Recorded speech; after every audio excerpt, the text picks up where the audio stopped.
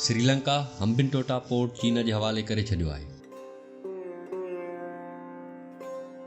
2009 ईस्वी खां पोइ चीन पारां श्रीलंका खे इंफ्रास्ट्रक्चर जी तामीर लाइ कर्ज़ ॾिना विया हुआ। श्रीलंका कर्ज़ में वरितल रक़म चीन खे वापसि न करे सघियो ऐं वधीक कर्ज़ी थियण खां बचण लाइ हम्बनटोटा पोर्ट खे 99 सालनि जी लीज़ ते चीन जे हवाले करे छॾियो आहे। श्रीलंकन अवाम तरफ़ां श्रीलंका हुकूमत पारां कयल अहिड़े फ़ैसिले ख़िलाफ़ सख़्त एहतजाज थी रहिया आहिनि।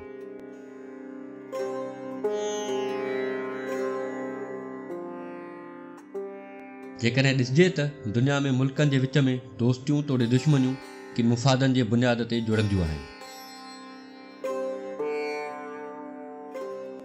जेकॾहिं पाकिस्तान चाइना जी दोस्ती ॾिसिजे त उहा पिणु मुफ़ादनि ते ॿधल आहे।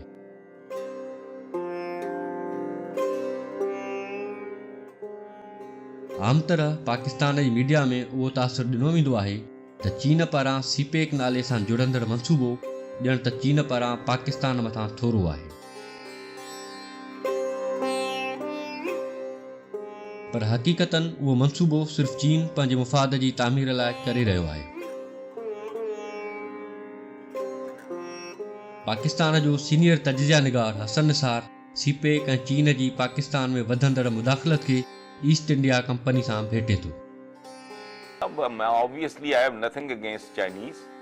I respect them. अभी उनको माशाल्लाह आपने जायदादों की खरीदो फरोख्त की प्रॉपर्टी डीलरों ने उनको इजाजत दी है, तो इन प्रॉपर्टी डीलरों को ये नहीं पता कि ईस्ट इंडिया कंपनी ने भी सबसे पहले आके तिजारती कोठियां बनाने खरीदने की इजाजत ली थी। और ये प्रॉपर्टी डीलर हैं सारे, और चीनियों के पास ये जो सारे टॉप से लेके नीचे तक के जितने प्रॉपर्टी डीलर रियल्टर्स ये सारे इकट्ठे हो जाएं तो चीनियों के पास इससे कई गुना ज्यादा पैसा है। मुझे तफसीलात का नहीं पता। ये भाई चीन में एक रिस्पेक्टेबल मुल्क है, हमारा उसके साथ अच्छा ताल्लुक है। अच्छा ताल्लुक की वो एक उसकी 101 वजूहात नहीं है। हिंदुस्तान के साथ उन्होंने 63 में हुई थी जंग, जब चित्रौल की थी उनकी, वरना उससे पहले क्या था? आप की तो शायद मतलब पैदाइश से पहले की बात हो, ये हिंदी चीनी भाई भाई ये नारा था। ये आज कहते ना शहद से मीठी, पहाड़ों से ऊंची, समुद्रों से गहरी, ये अनपढ़ है। ये सारा कुछ पहले हो चुका है। फिर वहां एक सिलसिला आ गया, सींग फंस गया, कहानी खत्म हो गई। पाकिस्तान जाहिर है बेहतरीन अफवाज, ताकतवर फौज, 6ठी 7वीं बड़ी फौज वाला मुल्क है, ठीक है। चीनी बाकी जो कुछ कर रहे हैं बहुत आला कर रहे हैं। और क्या कर रहे हैं? जो ईस्ट इंडिया कंपनी ने किया, आपको इरिगेशन का सिस्टम दिया, दुनिया का सबसे बड़ा सबसे आला, आपकी मोहब्बत में दिया। रेलवे का निजाम दिया, आपकी मोहब्बत में दिया। उनके अपने अगराज और मकासद भी थे, आपको भी, आपका भी थोड़ा भला हो गया। मतलब एक मुतमव्वल आदमी है, वो जब ईद मिलादुन नबी पे या इस तरह के किसी मौके पे या अपने हिसाब किताब से, अपने किसी त्योहार के हिसाब से जब वो 150 देगें चढ़ाता है तो जाहिर है लोगों का भला होता है। चीन का अपना मुफाद है भाई। और 100 सी पैक निकले रहमान नजर साहब। अगर आप अंग्रेजों के उस बजट को आज के कॉन्टेक्स्ट में देखें, जो उन्होंने रेलवे का पूरे बर्रे सगीर में रेलवे का एक नेटवर्क, एक निजाम बनाने के लिए जो कुछ उन्होंने किया और जितना कुछ उन्होंने खर्च किया, वो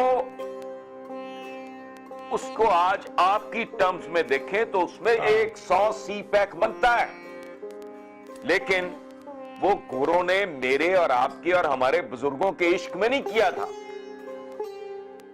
हम उसके बहुत घटिया किस्म के बेनिफिशियरी जरूर थे। कोई कुली भर्ती हो गए, कुछ स्टेशन मास्टर भर्ती हो गया, कोई इंजन ड्राइवर बन गया। बेसिकली वो गोरों के अपनी वारदात का, उनकी एक अपनी रिक्वायरमेंट थी। सो सी पैक बुनियादी तौर पे ये चीनियों का एक मंसूबा है, चीनियों का एक प्लान है, जिसमें आप कुली को बारबरदारी को ट्रक ड्राइवरी को इस तरह का काम कर लोगे। सीपेक 46 अरब डॉलर जे ख़र्च सां तामीर थी रहियो आहे। उहे 46 अरब पाकिस्तान कर्ज़ में चीन खां खणी रहियो आहे ऐं अॻिते हली उहा रक़म ॻरनि व्याजनि समेत चीन खे वापसि करणी पवंदी। हिकु काथे मूजिबि चीन खां वरितल 46 अरब डॉलर जे बदिले पाकिस्तान खे 10 सालनि में 90 अरब डॉलर जी रक़म वापसि मोटाइणी पवंदी। असांखे पाकिस्तान जी मीडिया सिके जो ॿियो पासो ॾेखारणु नथी चाहे। असांखे ख़बर आहे त पाकिस्तान में अञा जेको ॿार पैदा न थियो आहे उहो बि कर्ज़ी आहे। पोइ आख़िर 90 अरब डॉलरनि जी ॻरी रक़म पाकिस्तान चीन खे कीअं वापसि कंदो? कर्ज़ वापसि न करण जी सूरत में पाकिस्तान सां बि चीन ईअं ई कंदो जेको हिननि श्रीलंका सां कयो आहे।